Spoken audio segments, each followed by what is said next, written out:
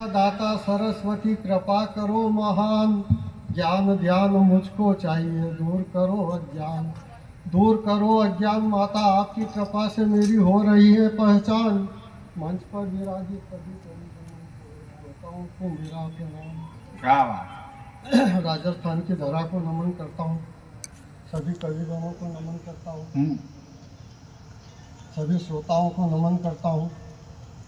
और मैं आपको एक कविता सुनाना चाहता हूँ। कविता का शीर्षक है चित्तौड़ की महारानी पद्मिनी। पद्मिनी जी के ऊपर मैंने कविता लिखी है। हाँ, स्वागत।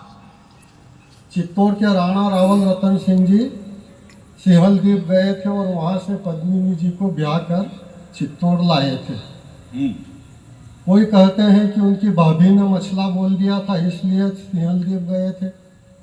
कोई कहते हैं कि हीरामणि नामक तोता के कहने से गए थे। कोई कहते हैं कि राघव चेतन के कहने से गए थे। कोई कहते हैं कि भिखारी बनकर गए थे। कोई कहते हैं मनिहारी का रूप बना कर गए थे, हार कंगन चूड़ी बेचने वाले। खैर जो भी हो, बात मुख्य बिंदु पे अटक जाती है कि रतन सिंह जी सिंहल द्वीप गए थे और पद्मिनी जी को ब्याह कर लाए थे। सिंहल द्वीप जिसे हम आज श्रीलंका कहते हैं। सिंहल द्वीप में उपजी राजा गंधर्व सेन के घर कन्या। सिंहल द्वीप में उपजी राजा गंधर्व सेन के घर कन्या, जिसने आपको जाया उनका नाम चंपावती मैया। जिसने आपको जाया उनका नाम चंपावती मैया।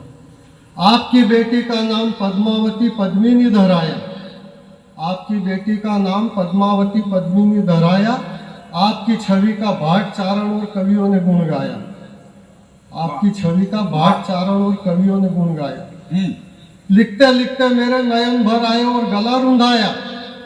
लिखते लिखते मेरे नयन भर आए और गला रुंधाया। आय हाय विधाता ने क्या जुल्म ढाया। विधाता ने क्या जुल्म ढाया।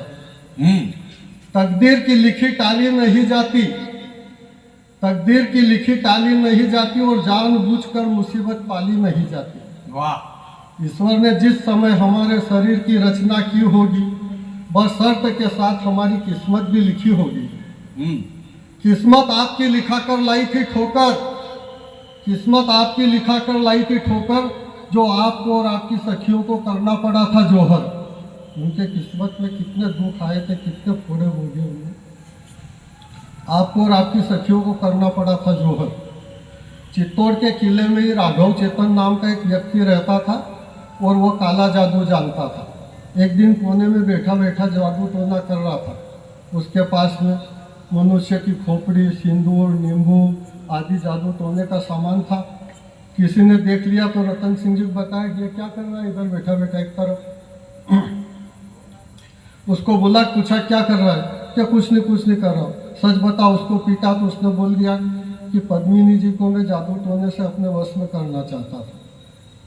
उसको मार के भगा दिया। वो दिल्ली गया और दिल्ली जाके अलाउद्दीन खिलजी के कान भरे और कहा, मेरे हुजूर, चित्तौड़ की रानी इतनी खूबसूरत है, इतनी खूबसूरत, एक पानी पीती है तो भी दिखता है, इतनी पारदर्शी है।